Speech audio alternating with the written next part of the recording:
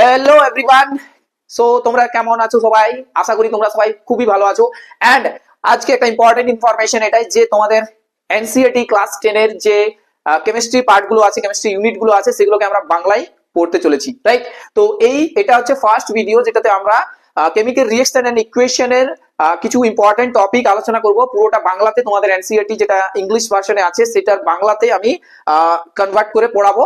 তো ডেফিনেটলি তোমরা বিষয়টাকে আরো ভালোভাবে বুঝতে পারবে। যারা ইংলিশ একটু বুঝতে অসুবিধা হয় কন্টেন্ট গুলোকে, সেগুলো আমরা খুবই ভালো করে একবার বুঝে নিতে পারি। সো আর দেরি না করে আমরা আজকের ক্লাসকে শুরু করি। ওকে, সো দেখো তোমাদের প্রথমে তো তোমরা লিখে নাও chemical reaction and equation chapter 1 chemistry class 10, chemical reaction and equation, chemical reaction and equation. Okay, so দেখো একদম বিষয়টাকে ভালো করে বোঝা যাক। শুরু করি আমি একটা এক্সপেরিমেন্ট দিয়ে। মানে তোমরা জানো কেমিক্যাল রিঅ্যাকশন মানে কি? একটা কেমিক্যাল রিঅ্যাকশন মানে হচ্ছে যে একটা রিঅ্যাকট্যান্ট আছে বা একটা বেশি রিঅ্যাকট্যান্ট আছে, তারা নিজেদের মধ্যে রিঅ্যাকশন করে একটা নতুন ধর্মবিশিষ্ট জিনিসের তৈরি করছে, এক বা একাধিক হতে পারে। তাহলে আমরা কয়েকটা এক্সাম্পল ধরে নিই, যেমন মিল্কের কার্ডেলিং হওয়া, lasting of iron, respiration, digestion, burning, এই সমস্ত কম্বাশন, এই সব বিষয়গুলো আছে, সেগুলো সমস্তটাই কেমিক্যাল রিঅ্যাকশন। কারণ এখানে যে রিঅ্যাকট্যান্ট গুলো আমরা ইউজ করি সেগুলো যে কনভার্ট হচ্ছে যে প্রোডাক্টে, সেখান থেকে কিন্তু আমরা ফিরিয়ে পেতে পারি না, তাদেরকে ফিরে পেতে পারি না, এবং এটা ইরিভার্সিবল। তাহলে কেমিক্যাল রিঅ্যাকশনে কি হয় না, একটা নতুন প্রোডাক্ট তৈরি হচ্ছে এবং তার ধর্ম, তার বৈশিষ্ট্য পুরোটাই আলাদা। তাহলে একটা কেমিক্যাল ইকুয়েশন আমি লিখছি, ধরে নাও তোমাদের কাছে আছে ম্যাগনেসিয়ামের একটা ম্যাগনেসিয়াম ধাতু আছে ধরে নাও, রাইট?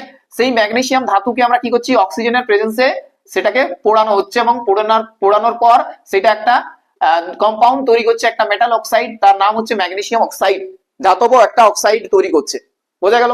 এইবারে এই বিষয়টাতে আমরা যেটা বাম দিকে লিখেছি, ওটা লেফট সাইডে লিখেছি, সেটা হচ্ছে তোমাদের রিঅ্যাকট্যান্ট। এগুলো হচ্ছে রিঅ্যাকট্যান্ট বা বিক্রিয়ক, এগুলো হচ্ছে তোমাদের রিঅ্যাকট্যান্টস। এবং এই রিঅ্যাকট্যান্টস গুলো কি হয় না, যখন আমরা রিঅ্যাকশন করাই, যখন আমরা এটাকে হিট করি, তখন কি হয়, সেটার অ্যাটম গুলো রিঅর্গানাইজ হয়, রাইট? এবং সেগুলো কি করে না, এইভাবে নতুন একটা ধর্ম বিশিষ্ট একটা কম্পাউন্ড তৈরি করে, যেটাকে আমরা কি বলি, প্রোডাক্টস। বোঝা গেল? মানে প্রোডাক্টস হতে পারে, প্রোডাক্টও হতে পারে, অনেকগুলো প্রোডাক্টও তৈরি হতে পারে, আমরা এমন রিঅ্যাকশন দেখবো। কিন্তু জাস্ট বোঝার জন্য আমি একটা কেমিক্যাল ইকুয়েশন নিলাম এখানে, খুবই সহজ একটা কেমিক্যাল ইকুয়েশন, যেখানে আমরা দেখছি কি ম্যাগনেসিয়াম অক্সিজেনের প্রেজেন্সে রিঅ্যাকশন করছে এবং এটা তৈরি করছে। এইবারে যে বিষয়টা আমরা আলোচনা করবো, যে কোন একটা কেমিক্যাল রিঅ্যাকশন যখন হয়, তখন আমরা কোন কোন বিষয়গুলোকে নোটিস করি, মানে কি কি ঘটনা ঘটে সেইখানে। তো ডেফিনেটলি তোমরা দেখেছো যে কোনো একটা কেমিক্যাল রিঅ্যাকশন যখন হয়, তখন সেখানে নতুন কোনো গ্যাস ইভলভ হতে পারে। তো কোনো গ্যাস ইভলভ হতে পারে, তারপরে কি হতে পারে না, ওখানে টেম্পারেচারের একটা কিন্তু চেঞ্জ হতে পারে, টেম্পারেচার চেঞ্জ হতে পারে, মানে হিট তৈরি হতে পারে, আবার হিট ইভলভ হতে পারে। তো আমরা জানি দু ধরনের কেমিক্যাল রিঅ্যাকশন এখানে আমরা দেখবো, যেখানে হিট তৈরি হচ্ছে, তোমাদের হিট তৈরি হচ্ছে, আবার হিট আমাদের সিস্টেম থেকে নিয়ে নিচ্ছে, মানে হিট কমে যাচ্ছে। তো যেগুলোতে হিট তৈরি হয় সেগুলোকে আমরা বলি তাপমোচী বা তাপদায়ী বিক্রিয়া, মানে হচ্ছে এক্সোথার্মিক রিঅ্যাকশন। তাহলে যেগুলো আমরা হিট তৈরি হচ্ছে তোমাদের, সেগুলোকে বলা হয় এক্সোথার্মিক রিঅ্যাকশন। আর যেগুলোতে হিট মানে হিট দরকার হয়, সিস্টেম থেকে হিট নিয়ে নিচ্ছে এবং সিস্টেমের হিট কন্টেন্ট কমে যাচ্ছে, সেগুলোকে বলা হয় এন্ডোথার্মিক রিঅ্যাকশন। এই বিষয়টা বোঝা গেল? এবার আমি একটা রিঅ্যাকশনের एग्जांपल দিই। আচ্ছা, তার আগে আমরা ক্যারেক্টারিস্টিক গুলো পড়ে নিই। তাহলে একটা হচ্ছে গ্যাস ইভলভ হতে পারে, তোমাদের টেম্পারেচার চেঞ্জ হতে পারে, কোন কালারের পরিবর্তন হতে পারে, কালার চেঞ্জ হতে পারে, কালারের পরিবর্তন দেখতে পাবে তোমরা। তারপর হতে পারে যে কোন একটা প্রেসিপিটেট ধরে নাও তৈরি হলো, কোন একটা অধক্ষেপ তৈরি হলো, প্রেসিপিটেট ফর্ম হচ্ছে, প্রেসিপিটেট ওই বিক্রিয়াতে তৈরি হলো, বিক্রিয়ার পর। তাহলে এই প্রত্যেকটা জিনিস আমরা একটা একটা করে আলোচনা করি। তাহলে এখানে দেখো এক্সোথার্মিক, তো আমরা না একটা রিঅ্যাকশন দেখি যেখানে হিট তৈরি হচ্ছে। যেমন তোমাদেরকে বলা হলো যে ক্যালসিয়াম অক্সাইড, যেটা কুইক লাইম, সেটাকে যদি জলে দেওয়া হয় তাহলে সেটাতে কি হয় না, কুইক লাইম মানে হচ্ছে ক্যালসিয়াম অক্সাইড, এটাকে কুইক লাইম বলা হয়। এবং এটা জলের সাথে যখন বিক্রিয়া করে তখন এখানে তৈরি হয় স্ল্যাক লাইম বা ক্যালসিয়াম হাইড্রোক্সাইড, রাইট? তো এটাতে বিক্রিয়াতে হিট তৈরি হয়, এখানে হিট এনার্জি তৈরি হয়, এবং এটা হচ্ছে একটা এক্সোথার্মিক রিঅ্যাকশন। বোঝা গেল ব্যাপারটা? এবারে দেখো এন্ডোথার্মিক মানে হচ্ছে যেখানে হিট আমরা দিচ্ছি, মানে হিট আমাদেরকে সাপ্লাই করতে হয়। যেমন কোনো জিনিস ধরো ভাঙতে হচ্ছে, ব্রেক ডাউন করতে হচ্ছে, ধরো তোমাদের কাছে ক্যালসিয়াম কার্বনেট আছে, সেই ক্যালসিয়াম কার্বনেটকে তোমরা হিট অ্যাপ্লাই করে কি করছো, ভাঙছো ক্যালসিয়াম অক্সাইড এবং কার্বন ডাই অক্সাইডে, রাইট? তাহলে এখানে হিট দিতে হচ্ছে আমাদেরকে, তাহলে এটা হচ্ছে এন্ডোথার্মিক রিঅ্যাকশন। আর এক্সোথার্মিক রিঅ্যাকশন মানে হিট ইভলভ হচ্ছে, সিস্টেমে হিট তৈরি হচ্ছে। বিষয়টা বোঝা গেল। এইবারে আমরা চলে আসি না তোমাদের যে সিলেবাসে যেগুলো আছে, যে টাইপ অফ রিয়েকশন, যেখানে কেমিক্যাল রিয়েকশন যেগুলো আছে তোমাদের, যেমন কম্বিনেশন আছে, তারপরে আছে তোমাদের ডিকম্পোজিশন রিয়েকশন, তারপরে আছে ডিসপ্লেসমেন্ট, দেন ডাবল ডিসপ্লেসমেন্ট, তারপরে আছে তোমাদের redox reaction, then corrosion and rancidity, right? তো এই বিষয়গুলো আমরা ধীরে ধীরে আলোচনা করছি। তাহলে প্রথমে আমরা যেটা পড়বো সেটা এই সেকশনটাতে আমরা লিখি এখানে যে কম্বিনেশন রিয়েকশন। তো তোমরা সবাই জানো যে কম্বাইন হওয়া মানে কি? কম্বাইন হওয়া মানে হচ্ছে যোগ হওয়া, তাই না? তাহলে কম্বিনেশন রিয়েকশনে আমরা কি করব না, কি দেখবো না, যে বিক্রিয়ক যেগুলো আছে সেই বিক্রিয়ক পদার্থগুলো নিজেদের সাথে যুক্ত হয় এবং একটাই কিন্তু বিক্রিয়জাত পদার্থ সেখানে তৈরি করে, right? So two or more reactants combine with each other and gives out a single product. তো যেখানে আমরা এক্সাম্পল হিসেবে নিতে পারি, যেমন কার্বন আছে তোমাদের কাছে এবং অক্সিজেন, সেগুলো কম্বাইন হয়ে তৈরি হলো কার্বন ডাই অক্সাইড। এবং এই যে উপরের যে বিক্রিয়াটা লিখেছি আমরা এখানে ক্যালসিয়াম অক্সাইডের সাথে ওয়াটার, সেটাও কিন্তু একটা কম্বিনেশন রিয়েকশন, কারণ এইখানেও একটাই প্রোডাক্ট কিন্তু এখানে তৈরি হচ্ছে। ব্যাপারটা বোঝা গেল, এটাও তোমার কম্বিনেশন রিয়েকশন। আরো এক্সাম্পল আছে, যেমন তোমরা ধরো নাও নাইট্রোজেন আছে তোমাদের কাছে, নাইট্রোজেন আছে এবং সেই নাইট্রোজেনকে হাইড্রোজেন গ্যাসের সাথে বিক্রিয়া করা হচ্ছে এবং সেইখান থেকে তৈরি হচ্ছে অ্যামোনিয়া, এইটা। তাহলে এটাও একটা তোমাদের কম্বিনেশন রিয়েকশন। তো যেখানে দেখতে পাচ্ছ যে দুই বা তার বেশি রিয়েক্টেন্ট কম্বাইন করছে এবং একটা সিঙ্গেল প্রোডাক্ট, একটা সিঙ্গেল ইউনিটে তারা কনভার্ট করছে, সেটাকে বলা হচ্ছে কম্বিনেশন রিয়েকশন। তো এটার মধ্যে কোনো জটিলতা নেই, এটা খুবই সহজ একটা ব্যাপার। এইবারে যেটা আমরা আসবো সেটা হচ্ছে ডিকম্পোজিশন রিয়েকশন। তো ডিকম্পোজ করা মানে কি? ভাঙা। ডিকম্পোজ করা মানে হচ্ছে ভাঙা, ব্রেক ডাউন করা। তাহলে ডিকম্পোজ আমরা কি কি ভাবে করতে পারি? তো বিষয়টা যদি সহজভাবে বোঝানো যায় তাহলে কিন্তু খুবই সহজ একটা বিষয়, কঠিন কিছুই নয়। যেমন হচ্ছে ডিকম্পোজিশন, বোঝা যাচ্ছে বিষয়টা ভালোভাবে না? ডিকম্পোজিশন মানে আমরা জিনিসকে ভাঙবো। এবারে একটা কম্পাউন্ড আছে তোমাদের কাছে, লেটস সাপোজ সেই কম্পাউন্ডটাকে যদি আমরা ভাঙতে চাই তাহলে কি কি উপায় আছে আমাদের কাছে, কি কি পদ্ধতি আমরা অবলম্বন করতে পারি? তো একটা হচ্ছে না হিট অ্যাপ্লাই করে ভাঙতে পারি, যেটাকে আমরা বলি থার্মাল ডিকম্পোজিশন। আর একটা হচ্ছে কি না লাইট, সূর্যের যে সূর্যরশ্মি যেটা, সেই বিক্ষিপ্ত সূর্যালোকের প্রেজেন্স আমরা ভাঙতে পারি, সেটা হচ্ছে ফটোলাইটিক ডিকম্পোজিশন। আর একটা হচ্ছে কি কারেন্ট অ্যাপ্লাই করে, ইলেকট্রিসিটি অ্যাপ্লাই করে আমরা সেটাকে ভাঙতে পারি, যেটা হচ্ছে ইলেকট্রোলাইসিস। তো একটা করে এক্সাম্পল আমরা নিচ্ছি এখানে। তাহলে প্রথম আমরা কি করবো না, থার্মাল ডিকম্পোজিশন। Thermal decomposition. তো থার্মাল ডিকম্পোজিশন মানে হিট অ্যাপ্লাই করছি এখানে, এটার মানে হচ্ছে হিট সাপ্লাই করা হচ্ছে, হিট অ্যাপ্লাই করা হচ্ছে। তাহলে কোথায় হিট অ্যাপ্লাই করবো? ধরো তোমাদের কাছে আছে ক্যালসিয়াম কার্বনেট CaCO3, এইটাকে তোমরা হিট অ্যাপ্লাই করছো। সো হিট অ্যাপ্লাই করলে এটা কি হবে? ক্যালসিয়াম অক্সাইড এবং কার্বন ডাই অক্সাইড গ্যাসে কনভার্ট হচ্ছে, বোঝা গেল? এবারে ধরো তোমাদের কাছে আছে আয়রন সালফেট FeSO4, এই FeSO4 কে যদি আমরা গরম করি তাহলে এখান থেকে তোমরা কি পাবে না Fe2O3 পাবে। তারপরে আছে সালফার ডাইঅক্সাইড এবং সালফার ট্রাইঅক্সাইড গ্যাস, এগুলো সব গ্যাস স্টেটে আছে। এবারে আমরা যদি লেড নাইট্রেট, এটা খুবই ইম্পর্টেন্ট, এটা বারবার তোমাদের জিজ্ঞেস করা হয় কি লেড নাইট্রেটকে হিট করলে কি পাবো না। লেড নাইট্রেট আমরা যদি এখানে নিই PbNO3 তার হোল টোয়াইস, এটা হচ্ছে তোমাদের লেড নাইট্রেটের ফর্মুলা, যেখানে আমরা পাবো গরম করার পর এটা ভেঙে যাচ্ছে এবং লেড অক্সাইডে তৈরি হচ্ছে এবং তার সাথে সাথে এখানে নাইট্রোজেন ডাইঅক্সাইড গ্যাস তৈরি হচ্ছে এবং তার সাথে অক্সিজেন গ্যাস তৈরি হচ্ছে। এবারে বিষয়টা কি না, এই যে নাইট্রোজেন ডাইঅক্সাইড, এই নাইট্রোজেন ডাইঅক্সাইডের একটা কালার হয়, সেই কালারটা খুবই ইম্পর্টেন্ট, কারণ কালারটা জিজ্ঞাসা করা হয় তোমাদের, কালারটা হচ্ছে ব্রাউন কালার, বাদামি বর্ণের এই গ্যাসটা কিন্তু এখানে তৈরি হয়, ব্রাউন ভেপার কিন্তু এখানে তৈরি হচ্ছে, বোঝা গেল বিষয়টা? তাহলে থার্মাল ডিকম্পোজিশন এই বিষয়গুলো কিন্তু মাথায় আমাদেরকে রাখতে হবে। এইবারে কি হলো, আমরা নেক্সট আমরা কি পড়বো নেক্সট না ফটোলাইটিক ডিকম্পোজিশন, মানে লাইটের প্রেজেন্সে কোনো জিনিসকে আমরা ব্রেক ডাউন করছি। তো ফটোলাইটিক ডিকম্পোজিশন, ফটোলাইটিক ডিকম্পোজিশন। এবার ধরে নাও কি করছো তোমরা, ধরে নাও তোমাদের কাছে একটা চাইনা ডিশ আছে এবং সেই চাইনা ডিশে তোমরা কি রেখেছো? Silver chloride. এবারে তোমরা জানো কি সিলভার ক্লোরাইডের যে কালারটা হয় সেটা কি হচ্ছে? সাদা কালারের হয় কিনা? একদম সাদা বর্ণের হয়। এইবারে এটা যদি আমরা বিক্ষিপ্ত সূর্যালোকে রাখি, এখানে সানরে আসছে ধরে নাও, তাহলে কিছুক্ষণ পরে দেখা যাবে যে এটার কি হচ্ছে না, কালারটা চেঞ্জ হলো এবং সেখানে গ্রে কালার ধূসর বর্ণে সেটা পরিণত হলো। এখানে কি কারণে সেটা হয় সেটা আমরা দেখে নিচ্ছি এখানে। তো দেখো সিলভার ক্লোরাইডকে যদি আমরা বিক্ষিপ্ত সূর্যালোকে সানলাইটের প্রেজেন্সে নিই, সানলাইট সানরে যদি সেখানে থাকে, তাহলে এখানে সিলভারের ডেপোজিশন হয়। সিলভার কি তৈরি করে? সিলভার এখানে জমা পড়ে এবং ক্লোরিন গ্যাস এখানে কি হয়? তৈরি হয়। আরেকটা সাথে সাথে এক্সাম্পল আমরা দেখে নিব, সিলভার ব্রোমাইড AgBr, সেই AgBr কেও যদি আমরা এখানে বিক্ষিপ্ত সূর্যালোক সানলাইট আমরা যদি দিই, তাহলেও কি হবে না সিলভারের ডেপোজিশন এখানে আমরা দেখতে পাবো এবং ব্রোমিন গ্যাস এখান থেকে কি হবে? ইভলভ হবে। তাহলে এই যে এখানে সিলভারের ডেপোজিশন হচ্ছে, এইটার কারণে এই যে তোমাদের এই যে সিলভার ক্লোরাইডের যে কালারটা, সেটা কিসে পরিণত হচ্ছে না গ্রে কালারের পরিণত হচ্ছে। তো এটা হচ্ছে ফটোলাইটিক ডিকম্পোজিশন এবং এই দুটো রিঅ্যাকশনে কিন্তু আমাদের ব্ল্যাক এন্ড হোয়াইট ফটোগ্রাফিতে ইউজ করা হয়। এই দুটো রিঅ্যাকশনে ব্ল্যাক এন্ড হোয়াইট ফটোগ্রাফিতে কি হয়? ইউজ করা হয় ব্ল্যাক এন্ড হোয়াইট ফটোগ্রাফি। এইটা খুবই ইম্পর্টেন্ট একটা জায়গা, ফটোগ্রাফিতে কি করা হয়, এটা ইউজ করা হয়।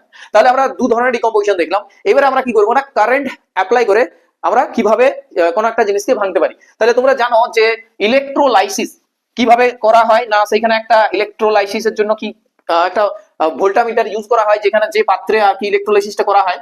তাহলে এখানে এইভাবে একটা সিস্টেম থাকে, যেখানে আমরা ইলেকট্রোলাইটটা নিই, এখানে আমরা অ্যাসিড ওয়াটার নিব, মানে H+ আর OH- আমাদের সিস্টেমে প্রেজেন্ট থাকছে। এইবারে কি হয় না, এইখানে আমাদের দুটো ইলেকট্রোড থাকে, একটা ইলেকট্রোড ব্যাটারির পজিটিভ প্রান্তের সাথে যুক্ত থাকে, আর একটা হচ্ছে ব্যাটারি নেগেটিভ প্রান্তের সাথে যুক্ত থাকে। তাহলে এইটা আমাদের এই প্রান্তগুলো ব্যাটারির সাথে কানেক্টেড আছে, ধরে নাও এটা পজিটিভ এটা নেগেটিভ। এইবারে দেখো এই যে পজিটিভ প্রান্ত সেটাকে বলা হচ্ছে আমাদের কি বলা হয় বলতো, অ্যানোড বলা হয়। ঠিক আছে, এটাকে বলা হয় অ্যানোড, যেটা ব্যাটারির পজিটিভ প্রান্তের সাথে যুক্ত থাকে, আর যেটা নেগেটিভ প্রান্তের সাথে যুক্ত থাকে সেটাকে বলা হয় ক্যাথোড। এবারে যখন আমরা ওয়াটারের অ্যাসিড ওয়াটারের হাইড্রোলিসিস করছি, মানে অ্যাসিড ওয়াটার নিয়ে ইলেকট্রোলাইসিস করছি, তখন কি হয়, যখন এখানে কারেন্ট পাঠানো হয় H+ আয়ন গুলো এই দিকে গমন করে, আবার OH- গুলো এই দিকে গমন করে। তাহলে এখান থেকে আমরা কি পাবো, অক্সিজেন গ্যাস পাবো, আর এখান থেকে আমরা কি পাবো, হাইড্রোজেন গ্যাস পাবো। বাস, তাহলে ইলেকট্রোলাইসিস মানে কারেন্ট দিয়ে ওকে লাইসিস করা হচ্ছে, মানে ভাঙা হচ্ছে। তাহলে এই বিষয়টা এখানে ক্লিয়ার, যে ডিকম্পোজিশন রিঅ্যাকশন এইগুলো হলো। এইবারে আমরা পড়বো কি না, সাবস্টিটিউশন রিঅ্যাকশন। তো সাবস্টিটিউশন রিঅ্যাকশনের ক্ষেত্রে আমরা কি হয় না, একটা জিনিস জানতে হবে তোমাদেরকে, যে সাবস্টিটিউট করে। তো এখানে হচ্ছে displacement reaction, displacement reaction. So displacement রিঅ্যাকশনটা কি জিনিস, দেখো ডিসপ্লেস করছে একটা জিনিস আছে, সেটাকে ডিসপ্লেস করছে। লেটস সাপোজ তোমাদের কাছে আছে কপার সালফেট CuSO4, তোমরা কালার জানো। সো CuSO4 তোমাদের অ্যাকোয়াস CuSO4 আছে। এইবারে এইটাতে আমরা কি করছি, একটা আয়রন নেলকে দিচ্ছি, আয়রন নেল দিচ্ছি। এবারে দেখো একটা রিঅ্যাক্টিভিটি সিরিজ যেটা আমরা মেটাল নন মেটাল চ্যাপ্টারে পড়বো। তো আয়রনের অবস্থান কিন্তু কপার থেকে উপরে, ধরে নাও আয়রন এখানে আছে, তো কপার আছে এর নিচে। তাহলে আয়রন বেশি রিঅ্যাক্টিভ কপারের থেকে, তাহলে কপারকে ডিসপ্লেস করতে পারে। আয়রন বেশি পাওয়ারফুল, কি করে আয়রন কি করবে, কপারকে এখান থেকে সরিয়ে দিতে পারে এবং তার জায়গা নিয়ে নিতে পারে। তাহলে এখান থেকে CuSO4 থেকে আমাদের নতুন একটা কম্পাউন্ড তৈরি হচ্ছে FeSO4 প্লাস, এখানে কপারের ডিপোজিশন হচ্ছে। তাহলে এইভাবে কি হচ্ছে, কপারের যে বর্ণটা, কপারের যে কালার, সেটা কি হচ্ছে চেঞ্জ হচ্ছে, মানে নীল কালার আর থাকছে না, সেটা আয়রন সালফেটের যে কালার লাইট গ্রিন সেটাতে কনভার্ট হয়ে যাচ্ছে। তাহলে আমরা এটা এখান থেকে ডিসপ্লেসমেন্ট রিঅ্যাকশনের মাধ্যমে জিনিসটা বুঝতে পারছি। এবারে ধরে নাও এখানে আমাদের জিঙ্ক যদি নেওয়া হয়, জিঙ্ক যদি নেওয়া হয় তাহলে কি হচ্ছে না, কপার সালফেটের সাথে যদি জিঙ্ক নাও তোমরা, তাহলেও কিন্তু সেম রিঅ্যাকশন হবে। এখানে জিঙ্কটাও বেশি রিঅ্যাক্টিভ কপারের থেকে, তাহলে এখানে তৈরি হচ্ছে তোমার যে জিঙ্ক সালফেট প্লাস কি তৈরি হচ্ছে না, কপার। ঠিক আছে, এবারে যদি আমরা জিঙ্ক আর আয়রনের সাথে কাপলিং করি, মানে ধরো তোমাদের কাছে আছে আয়রন সালফেট FeSO4, তার সাথে রয়েছে জিঙ্ক। এবারে এই জিঙ্ক কি হচ্ছে বেশি পাওয়ারফুল না, জিঙ্কের অবস্থানটা আরো উপরে আছে, মানে জিঙ্ক রিঅ্যাক্টিভিটি সিরিজে আয়রন থেকেও ঊর্ধ্বে অবস্থান করে, সুতরাং এখানে জিঙ্কটা আরো বেশি রিঅ্যাক্টিভ হয়। তাহলে জিঙ্ক কি করছে, এখানে আয়রনকে ডিসপ্লেস করে দিচ্ছে, এবং ডিসপ্লেস করার ফলে যেটা আমরা কম্পাউন্ড পাচ্ছি সেটা হচ্ছে জিঙ্ক সালফেট প্লাস তৈরি হচ্ছে এখানে তোমাদের আয়রন। তো এইভাবে তোমরা আরো কম্বিনেশন দেখতে পাবে। তো রিঅ্যাক্টিভিটি সিরিজটা আমরা যখন পড়বো তখন এই বিষয়টা কিন্তু খুবই সহজ হবে, রাইট? তো এই বিষয়টা বোঝা গেছে। আবার আমরা যে এইভাবে করি, ধরে নাও তোমাদের কাছে আছে জিঙ্ক প্লাস HCl, ঠিক আছে, তো এখানেও দেখো H-টাকে ডিসপ্লেস করে দিচ্ছে, কারণ H এর ঊর্ধ্বে জিঙ্ক অবস্থান করছে। তাহলে এখান থেকে তৈরি হচ্ছে তোমাদের zinc chloride plus hydrogen, right? এই বিষয়গুলো কিন্তু ভালো করে বুঝতে পারবে। তাহলে এটা হচ্ছে ডিসপ্লেসমেন্ট রিঅ্যাকশনের এক্সাম্পল। এইবারে ধরে নাও তোমাদের ডাবল ডিসপ্লেসমেন্টের যে জায়গাটা, সেইখানে আমাদের কি হয় না, সেইখানে হয় আয়নের এক্সচেঞ্জ। ঠিক আছে, সেখানে হয় আয়নের এক্সচেঞ্জ। তো আমরা এইখানে ডাবল ডিসপ্লেসমেন্ট রিঅ্যাকশনটা পড়বো, তার জন্য আমি এই জায়গাটা একটু মুছে নিচ্ছি। তো তোমাদের আশা করি বিষয়টা বোঝা যাচ্ছে ভালোভাবে। Double displacement reaction, double displacement, double displacement reaction. তো এখানে কি হয় না, আয়নের এক্সচেঞ্জ হয়, আয়নসের কি হয়, এক্সচেঞ্জ হয়। যেমন ধরো তোমাদের কাছে আছে বেরিয়াম ক্লোরাইড BaCl2 প্লাস, তোমাদের কাছে আছে সোডিয়াম সালফেট Na2SO4। এবারে দেখো এখান থেকে যে যে আয়নগুলো তৈরি হবে সেগুলো আগে লিখে নাও। তাহলে এখান থেকে তোমাদের তৈরি হচ্ছে বেরিয়াম 2+ আয়ন, এখান থেকে তৈরি হচ্ছে বেরিয়াম 2+ আয়ন, আর তৈরি হচ্ছে তোমাদের Cl- ক্লোরাইড আয়ন। এখান থেকে তৈরি হচ্ছে Na+ আয়ন, আর এখান থেকে তৈরি হচ্ছে Na+ আর সালফেট আয়ন। তাহলে কি হচ্ছে দেখো, ডিসপ্লেস হচ্ছে, মানে এইটার সাথে এটা ডিসপ্লেস করে দাও, মানে এটা এখানে যাচ্ছে, এটা এখানে যাচ্ছে। তাহলে কি হবে না, বেরিয়াম সালফেট আয়নের সাথে কম্বাইন হবে এবং একটা নতুন কম্পাউন্ড তোমরা দেখতে পাবে তৈরি হচ্ছে। এখানে বেরিয়াম সালফেটের যে হোয়াইট প্রেসিপিটেট সেটা কিন্তু এখানে তৈরি হচ্ছে, এটার কালারটা ইম্পর্টেন্ট হোয়াইট। তার সাথে তৈরি হচ্ছে কি সোডিয়াম ক্লোরাইড। এখানে আরো অনেক রিঅ্যাকশন আছে যেগুলো আমরা দেখতে পারি, যেমন ধরো তোমাদের কাছে আছে পটাশিয়াম আয়োডাইড আর লেড লেড নাইট্রেট। ঠিক আছে, পটাশিয়াম আয়োডাইড আর লেড নাইট্রেট এটা আছে ধরে নাও। তাহলে এখানে কি হচ্ছে না, এখান থেকে আমরা যে আয়নগুলো পাবো সেটা হচ্ছে এখান থেকে পটাশিয়াম আয়ন পাবো, আর এইখান থেকে আয়োডাইড আয়ন পাচ্ছ। এবারে এইখান থেকে আমরা যদি এই কম্পাউন্ডটাকে ব্রেক ডাউন করি তাহলে এখান থেকে তোমরা lead 2+ পাবে এবং নাইট্রেট আয়ন পাবে। এবারে দেখো এইটাকে ডিসপ্লেস করো, মানে এইখান থেকে এটার সাথে এক্সচেঞ্জ করো, আয়ন এক্সচেঞ্জ করো, তাহলে এইখানে চলে যাচ্ছে, তাহলে পটাশিয়ামের সাথে নাইট্রেট যদি অ্যাড হয় তাহলে তৈরি হচ্ছে পটাশিয়াম নাইট্রেট, আর লেডের সাথে যদি আয়োডিন হয় তাহলে তৈরি হচ্ছে তোমাদের লেড আয়োডাইড। এটার প্রেসিপিটেট এখানে ইয়েলো কালারের প্রেসিপিটেট তৈরি হবে আমরা দেখতে পাচ্ছি, এবং এখানে তৈরি হবে পটাশিয়াম নাইট্রেট KNO3। তাহলে এইগুলো হচ্ছে ডবল ডিসপ্লেসমেন্ট রিঅ্যাকশন, এবং যেহেতু ইম্পর্টেন্ট, যেহেতু তোমাদের এখানে প্রেসিপিটেট ফর্ম হচ্ছে, দেখতে পাচ্ছ তোমরা এখানে প্রেসিপিটেট, তো প্রেসিপিটেট ফর্ম হওয়ার জন্য এগুলোকে আমরা প্রেসিপিটেশন রিঅ্যাকশনও বলি। তাহলে এগুলো হচ্ছে precipitation reaction, precipitation reaction, precipitation reaction. তাহলে প্রেসিপিটেশন রিঅ্যাকশন মানে প্রেসিপিটেট মানে হচ্ছে একটা ইনসলিউবল সলিড, এটা তোমাদের ইনসলিউবল একটা সলিড, ইনসলিউবল একটা মাস, ইনসলিউবল একটা সলিড, রাইট, যেটা কিন্তু আলাদা হয়ে যাচ্ছে রিঅ্যাকশন মিক্সচার থেকে, আলাদা হয়ে সেপারেট নিচে জমা পড়ে যাচ্ছে অদক্ষক হিসাবে। ঠিক আছে, বোঝা গেল জিনিসটা কি? এবারে ধরো তোমাদের যেটা আছে রেডক্স, তো রেডক্সের জায়গাটা আমি বলে দিচ্ছি। রেডক্স মানে হচ্ছে রিডাকশন এন্ড অক্সিডেশন, এই দুটো জিনিসকে একসাথে আমরা বলি রেডক্স। তাহলে রিডাকশন কাকে বলা হয়, খুব সহজভাবে যদি বিষয়টা বুঝি তাহলে দেখো আমি বলে দিচ্ছি। রেডক্স মানে হচ্ছে তোমাদের রেডক্স, এখানে দুটো জিনিস আছে একসাথে, রেড মানে হচ্ছে রিডাকশন আর অক্স মানে হচ্ছে অক্সিডেশন। এবারে কি রিডাকশন মানে হচ্ছে না লস অফ অক্সিজেন, যে সমস্ত রিঅ্যাকশনে অক্সিজেন লস করে, লস অফ অক্সিজেন, এটা হচ্ছে তোমাদের রিডাকশন। আবার অক্সিডেশন মানে হচ্ছে gain of oxygen, gain of oxygen, এটা হচ্ছে তোমাদের কি না অক্সিডেশন। এবার আরেকটা ভাবে হাইড্রোজেনের রেসপেক্টে তোমরা বলতে পারো জিনিসটাকে যে গেইন অফ হাইড্রোজেন, এটার মানেও রিডাকশন, গেইন অফ হাইড্রোজেন। আবার এখানে আমরা বলতে পারি যে লস অফ হাইড্রোজেন, ঠিক আছে, loss of hydrogen, gain of hydrogen, loss of hydrogen. তাহলে এই জিনিস। এবার আমরা একটা কেমিক্যাল রিঅ্যাকশন লিখি, যেমন ধরো তোমাদের কাছে আছে ম্যাগনেসিয়াম, তো ম্যাগনেসিয়াম অক্সিজেনের সাথে রিঅ্যাকশন করছে, দিয়ে তৈরি হচ্ছে ম্যাগনেসিয়াম অক্সাইড। তাহলে এখানে কি হলো, মেটালটা অক্সিজেনের সাথে কম্বাইন হলো, তাহলে এই রিঅ্যাকশনটা হচ্ছে অক্সিডেশন রিঅ্যাকশন, এটা হলো আমাদের অক্সিডেশন রিঅ্যাকশন, রাইট। এবারে ধরে নাও তোমাদের কাছে আছে কপার অক্সাইড, এটা আছে তোমাদের, এবার এটা হাইড্রোজেনের সাথে ধরে নাও রিঅ্যাকশন করা হচ্ছে, তাহলে কি হলো, হাইড্রোজেনের সাথে যখন রিঅ্যাকশন করবে তখন এই যে কপার অক্সাইড সে অক্সিজেনটা লস করে দিচ্ছে, লস করে তৈরি হচ্ছে কপারের, এবং হাইড্রোজেন অক্সিজেনের সাথে কম্বাইন হয়ে জল তৈরি হচ্ছে। তাহলে এই যে ব্যাপারটা, এই রিঅ্যাকশন মানে এইখান থেকে এই যে এই রিঅ্যাকশনটা, এটা হলো তোমাদের কি না, এটা হলো তোমাদের রিডাকশন, এটা হচ্ছে তোমাদের রিডাকশন রিঅ্যাকশন, রাইট। এবং এই যে এটা হাইড্রোজেন অক্সিজেনের সাথে কম্বাইন হয়েছে জল তৈরি করেছে, তাহলে এটা হলো অক্সিডেশন রিঅ্যাকশন। তাহলে এই জিনিসটা না একসাথে ঘটে, যুগপৎ ঘটে, এটা একসাথে ঘটে প্যারালালি, যে অক্সিডেশনও ঘটছে বা রিডাকশনও ঘটছে। এবারে এখানে একটা জিনিস আছে না, অক্সিডাইজিং এজেন্ট আর রিডিউসিং এজেন্ট, বিষয়টা কি দেখো, ধরে নাও এখানে এই যে কপার অক্সাইড এ কি করছে, ও নিজে কি হচ্ছে, নিজে রিডিউস হচ্ছে, তাহলে নিজে রিডিউস হচ্ছে, তাহলে ও অপরকে কি করছে, অক্সিডাইজ, তাহলে এই কপার অক্সাইড এখানে অক্সিডাইজিং এজেন্ট হিসেবে কাজ করছে, এই বিষয়টা বোঝা গেল। এইটা হচ্ছে অক্সিডাইজিং এজেন্ট হিসেবে এ কিন্তু এখানে কাজ করছে, কারণ অক্সিডাইজিং এজেন্টের নিজে যেটা ও হবে, নিজে কিন্তু রিডিউসড হবে, এইটা মাথায় রাখো, ঠিক আছে, নিজে কিন্তু রিডিউস হবে, অপরকে সে কি করছে, অক্সিডাইজ করছে। আবার এখানে দেখো হাইড্রোজেন যেটা আছে H2, এ কি করছে না, এর নিজে কি হয়েছে, এ অক্সিডাইজ হয়েছে, রাইট, এ নিজে অক্সিডাইজ হয়েছে, তাহলে অপরকে অন্যকে কি করছে, ও রিডিউস করছে, তাহলে অন্যকে যেটা করছে, অন্যের উপর যে অ্যাপ্লিকেশনটা তার, সেটার উপর বেস করে আমরা নামটা দিই অক্সিডাইজিং এজেন্ট না রিডিউসিং এজেন্ট। তাহলে হাইড্রোজেন এখানে কপার অক্সাইডকে রিডিউস করতে হেল্প করছে, তাহলে হাইড্রোজেন এখানে রিডিউসিং এজেন্ট হিসেবে কাজ করছে, রিডিউসিং এজেন্ট হিসেবে কি করছে, কাজ করছে, ব্যাপারটা বোঝা গেল। তাহলে এরকম আরো একটা এক্সাম্পল আছে তোমাদের, যেমন ধরো জিঙ্ক অক্সাইড প্লাস কার্বন যদি আমরা করি, তাহলে এখান থেকে আমরা তৈরি করব জিঙ্ক প্লাস কার্বন মনোক্সাইড। তাহলে এই যে বিষয়টা, এখান থেকে এটা হচ্ছে আমাদের রিডাকশন, আবার এখান থেকে এটা হচ্ছে অক্সিডেশন, এটা হচ্ছে আমাদের রিডাকশন আর এটা হচ্ছে অক্সিডেশন, ঠিক আছে। তাহলে এই বিষয়গুলো তোমাদের বোঝা গেল। এইবারে যেটা আছে কি, যে রেনসিডিটি আর কোরোশন, ওটা আমরা নেক্সট লেকচারে আমরা ডিসকাশন করব। তাহলে এই ভিডিওটা তোমাদের যদি ইনফরমেটিভ লেগে থাকে আর যদি কিছু এখান থেকে তোমরা শিখতে পারো, তো ডেফিনেটলি তোমরা এই ভিডিওটা শেয়ার করতে পারো তোমাদের বন্ধুদের সাথে, এবং এইরকমই ইনফরমেটিভ ভিডিও পাওয়ার জন্য তোমরা চ্যানেলটিকে সাবস্ক্রাইব করো, রাইট। এবং নেক্সট আমরা এই বিষয়টা নিয়ে আলোচনা করব, এইভাবে ধাপে ধাপে আমরা বিভিন্ন ক্লাসের মাধ্যমে কি করব, পুরো কেমিস্ট্রি সিলেবাসটাকে শেষ করে নেব আগে, তারপরে আমরা বাকি সাবজেক্ট যেগুলো আছে তোমাদের ফিজিক্স এবং বায়োলজি, সেটার উপর কাজ করব, ঠিক আছে। তো আশা করি তোমরা খুব ভালোভাবে পড়াশোনা করছো এবং এইভাবেই পড়াশোনা করতে থাকো, কারণ তোমাদের কাছে খুবই কম সময় রয়েছে আর বেশ কয়েকটা দিন, রাইট। তো খুবই ভালোভাবে পড়াশোনা করো। So thanks for watching and bye everyone, take care.